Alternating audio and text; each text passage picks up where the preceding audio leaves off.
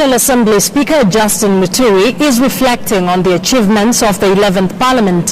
Speaking at a parliamentary retreat in Mombasa, Muturi announced that President Uhuru Kenyatta will address the National Assembly on the 15th of March. The chairman of the IEBC, Wafula Chebukati, and Chief Justice David Maraga are also attending the retreat.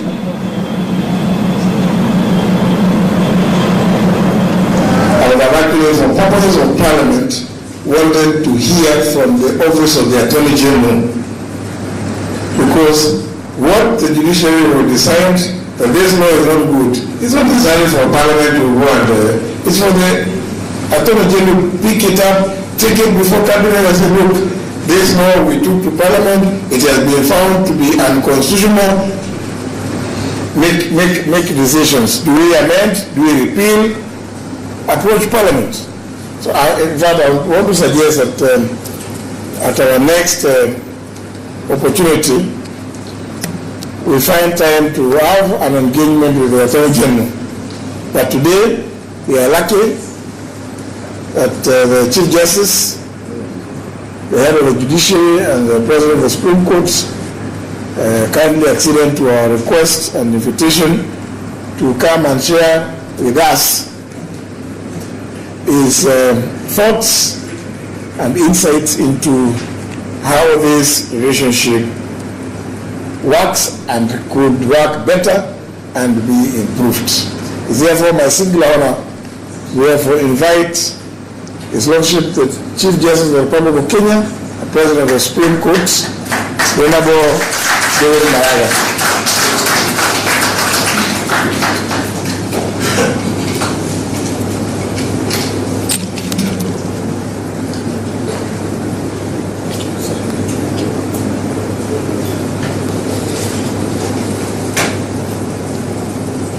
Thank you, Mr. Speaker.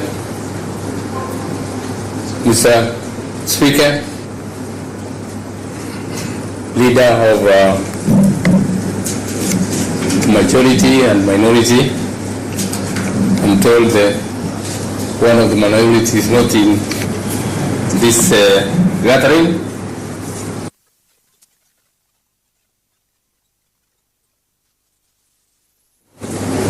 Members of Parliament here present,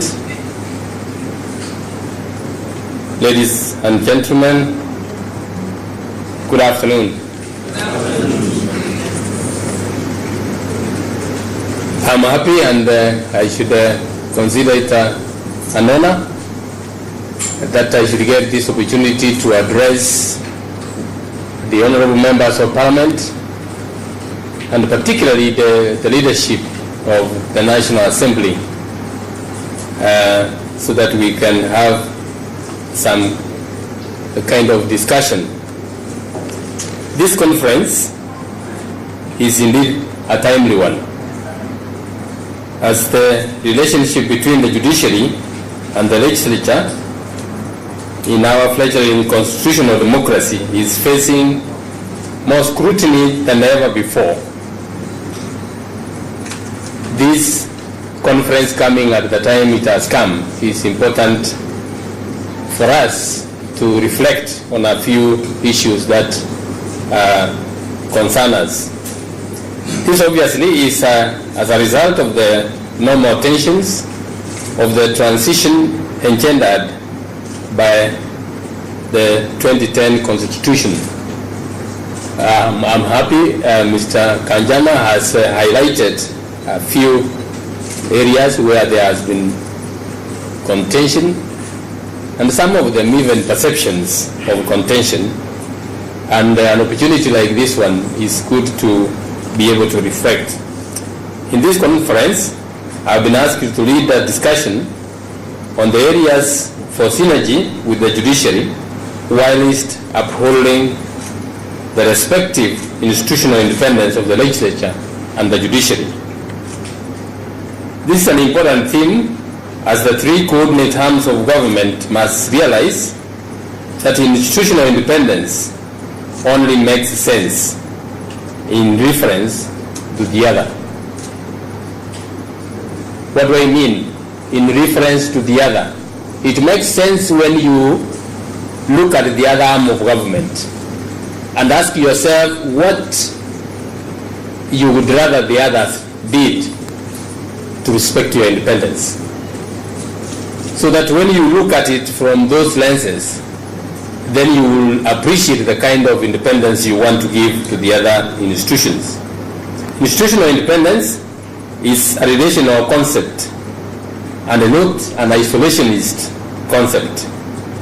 Almost ironically, constitutionally being created separate and independent, the legislature, the executive, and the judiciary are also being summoned to function jointly for the better democratic outcomes of the public. It is the reason why the Constitution imposes sovereignty on the people,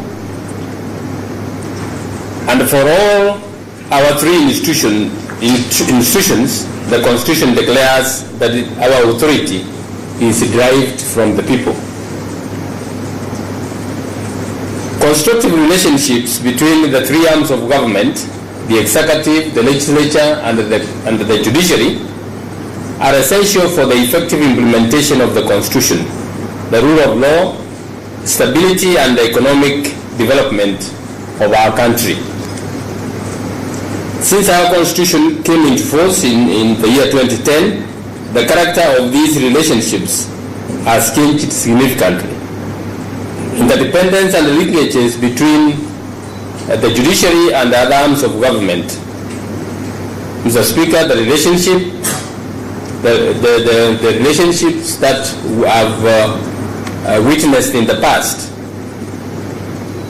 shows a great and marked change in the new Constitution.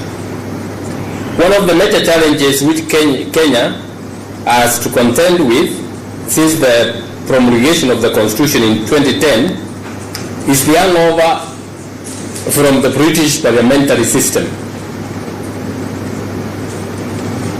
As you know, our constitutional architecture is not premised on the British Constitution.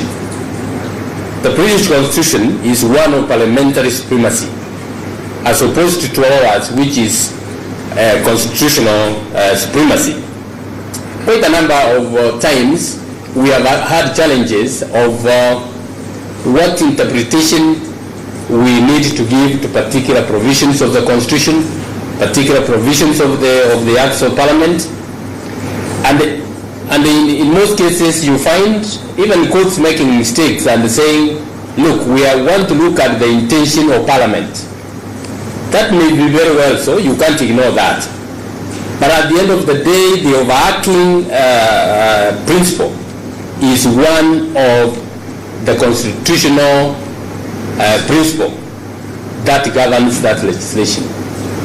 That's what makes the whole difference, that we have at the end of the day to resort to the Constitution, the constitutional values that are there in our Constitution that govern the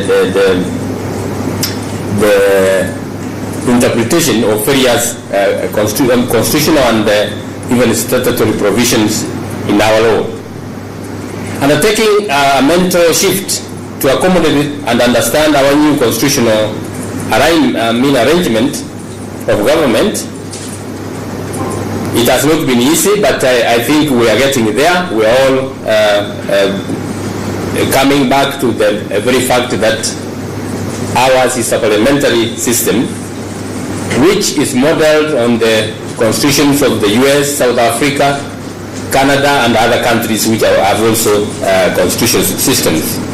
Achieving a good working relationship between the three arms of government must begin with a recognition and appreciation of the radically new philosophical underpinnings, as well as consequential structural and operational imperatives that the new Constitution has created.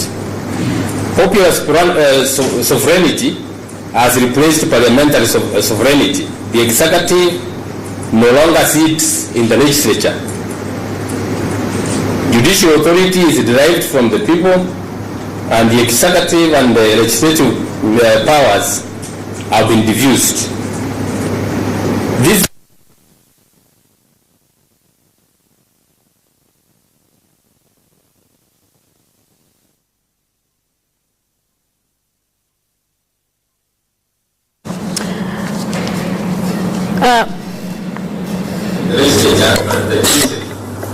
these branches have a joint responsibility for the actualization and protection of the constitutional norms and principles for the benefit of the people of Kenya.